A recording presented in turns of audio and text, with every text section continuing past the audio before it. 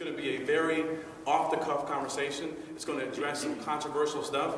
And I say controversy, to me, is, in this society, controversy is often, not always, but often, is when you put the truth out there. You tell the truth, that's deemed controversial. These are issues that are talked about today. And you'll see, they're very similar to them. So now, the person that listens to what the corporate media puts out there about hip-hop, your critical thinking blinkers should be on saying, wait a minute, I don't hear Jeezy or Lil Wayne or none of them talking about this. I don't hear Drake talking about this.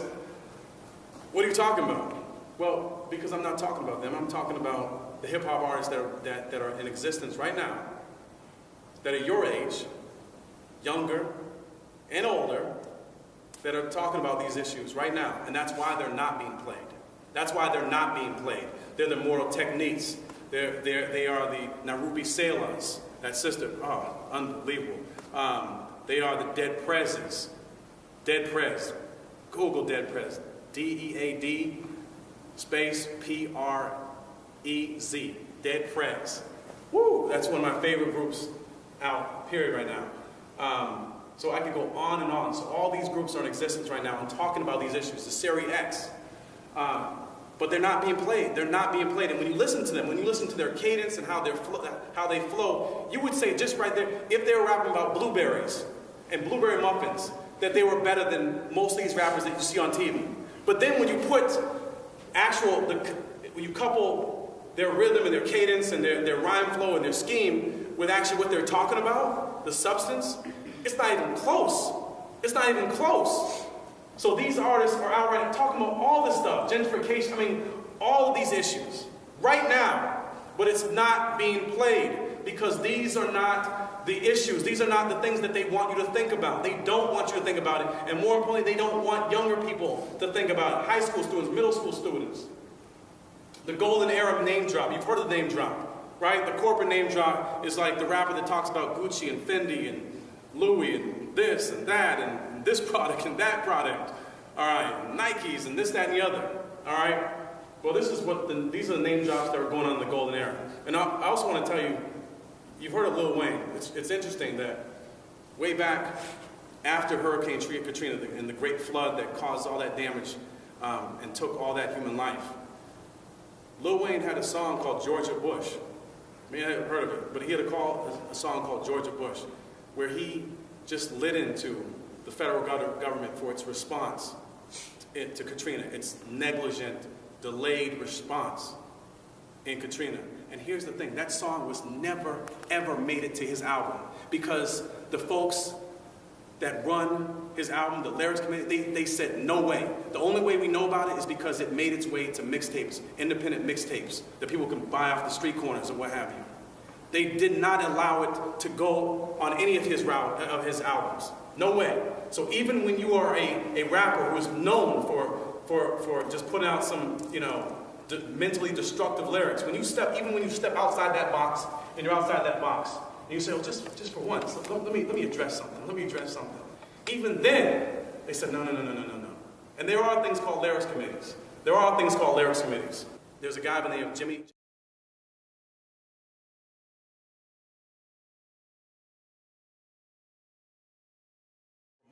He's the one that went and found Chief Keef, this misguided young black boy, and said, oh man, this kid's got like bang bang. He's talking about shooting people's heads up. Let's sign him on the dotted line. This is the kind of hip hop we want to put out there. But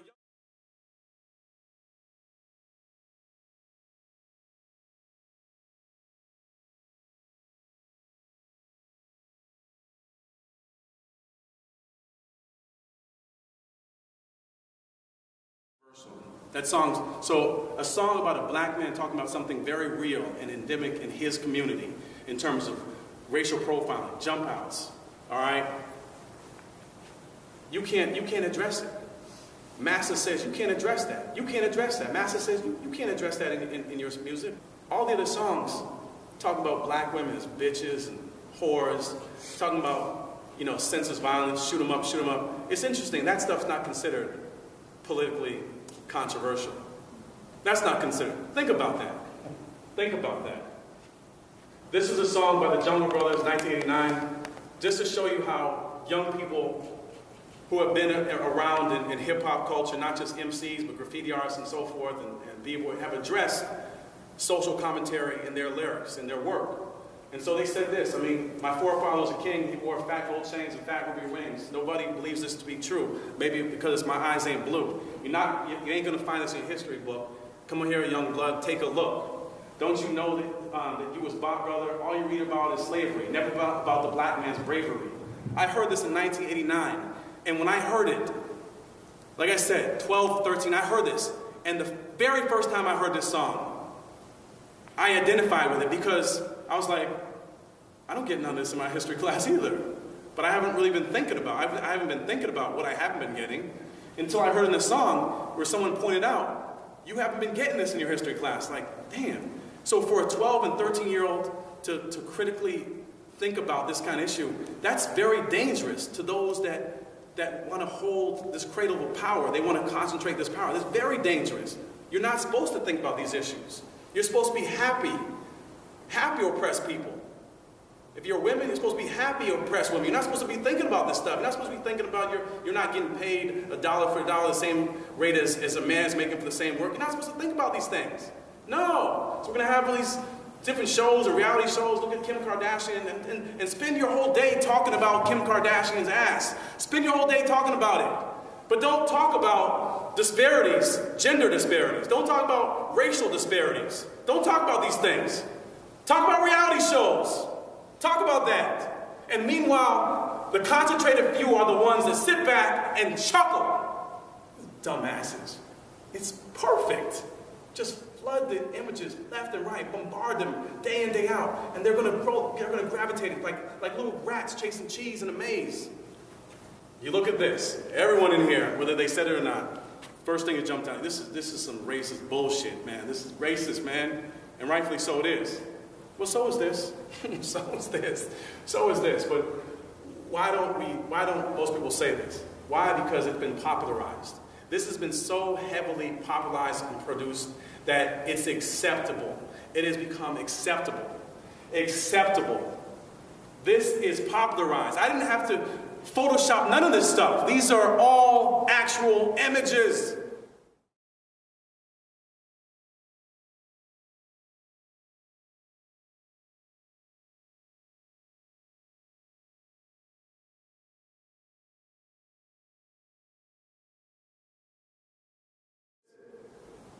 From magazines and albums. This is all actual stuff. And listen, I am let it be on the record right now for the camera, and I say it all the time. I'm a nonviolent person unless it comes to self-defense. Self-defense, you threaten me, I have the right to defend myself fully. But I have to preface that I'm a nonviolent person because I want what I'm about to say to be misconstrued. This image right here of 50, it's known subconsciously. Sonia, correct me if I'm wrong. I keep referring to Sonia because that's my new friend, my new buddy, as is Jasmine. Anybody correct me if I'm wrong. We know that we see this image of 50 right here.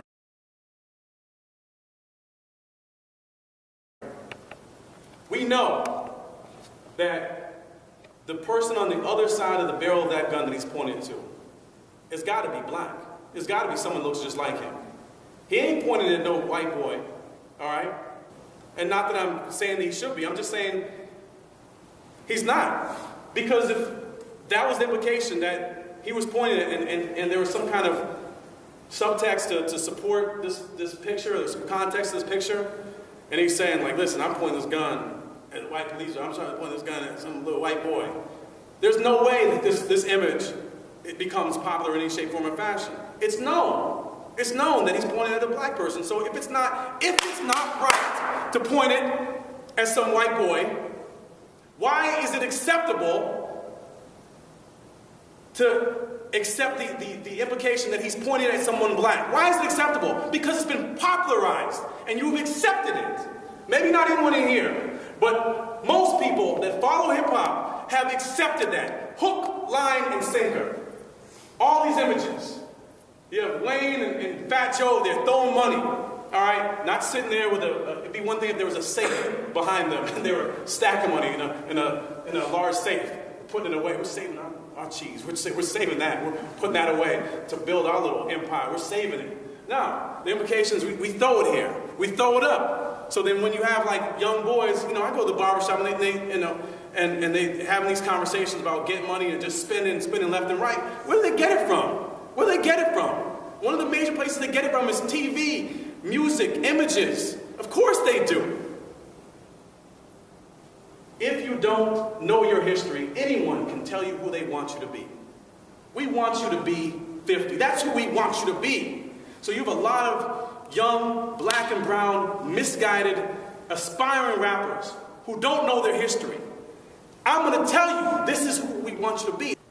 These images should invoke, racism should jump right out of you. You should be appalled, right out. Doesn't matter who you are. All right? So we look at these were images from early 1900s, even towards the middle of the 1900s. All right?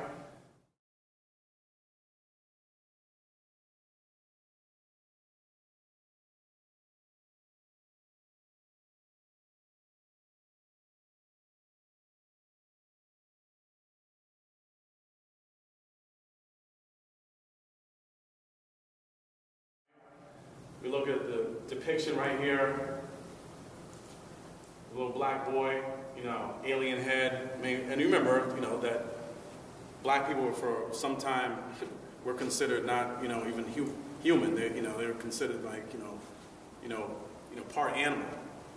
All right, so this depiction right here is representative of that.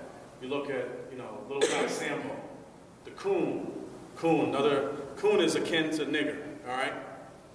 You have, the movie roles that are available to black folks. You have Step and Fetch It, you have to play. This is the role we want you to play. We want you to play, this little, this shucking and jiving. This happy Negro, happy dumb Negro that just can't think for himself. Yes, a master. Yes, boss. Yes, the boss. I go.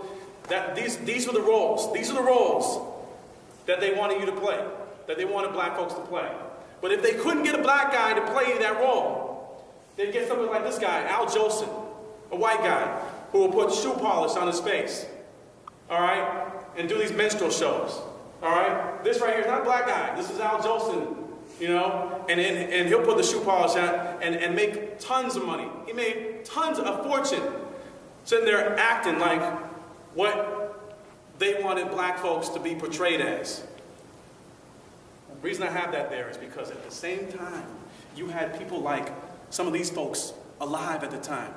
Du Bois, Ida B. Wells, Bessie Smith, Fannie Lou Hamer, A. Philip Randolph, Marcus Garvey.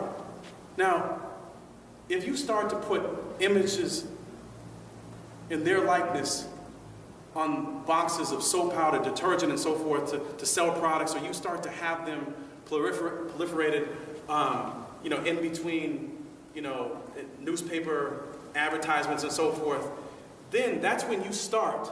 That's counterintuitive. If you have a white supremacist, institutionally racist society, that's counterintuitive. You can't do that because these people were completely resistant to white supremacy, completely resistant to it. Completely resistant to it. So you can't have them there. Because you know what? Not only is it going to allow black people to see that this is not us, these Step and Fetch It, the mammy and all this, that this is not us. Not only does it allow, is that narrative put out there for the oppressed community to not buy into what you're putting out there about them, but also young white boys and girls who are like, damn, Mommy been telling me, black people is just niggas. Telling me this, that, and the other. But they've been telling me all this. This guy, Du Bois, is a genius. If you do that and you start to impact even young white people to see that their counterparts are not inferior to them. Not in any shape, form, or fashion. And dare I say, then you start to change society bit by bit. The same.